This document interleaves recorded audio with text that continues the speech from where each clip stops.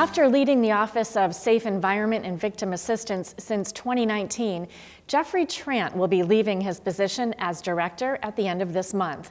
For more than 3 years now, Trent has worked to revamp the child protection and victim advocacy efforts for the Diocese of Springfield. I spoke with him last week as he planned to depart.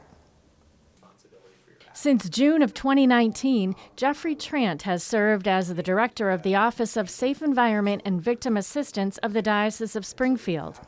His appointment following Pope Francis's call for new protection guidelines for the Catholic Church worldwide. Among his early goals, to revamp the investigative services for the diocese. Doing our work in the public square has been a priority.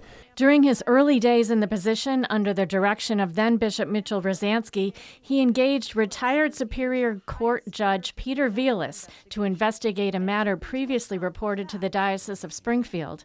Along with this, Trant said the diocese needed to determine what would be done to correct systemic failures.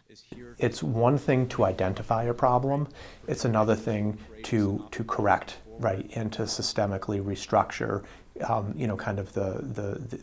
the organization to help ensure that those issues won't persist. In an effort to keep with the principle of transparency, an independent task force was appointed. And that task force spent more than a year out researching and studying, how the diocese had responded to the clergy sexual abuse crisis in the past, looked at its practices, looked at the existing policies and procedures, and ultimately engaged in a much more robust strategic planning process than we had ever been involved in the past. Trant said partnering with independent organizations like Northampton-based Stop It Now helped to identify objectives to improve the diocese's response. He says the diocese is well underway in the restructuring process, along with strengthening its relationships with law enforcement. Again, the sexual abuse of a child is a crime, irrespective of when it happened, and that it's the Church's responsibility to make sure that those crimes are being reported to law enforcement. Trant says that following the strategic plans and strengthening the relationship with law enforcement will be the key going forward.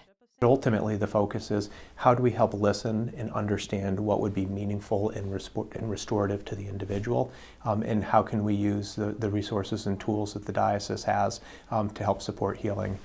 A national search is underway to fill Trant's position. We all wish Jeffrey Trant well in his new position as Executive Director of the Children's Advocacy Center of Franklin County and North Quabbin.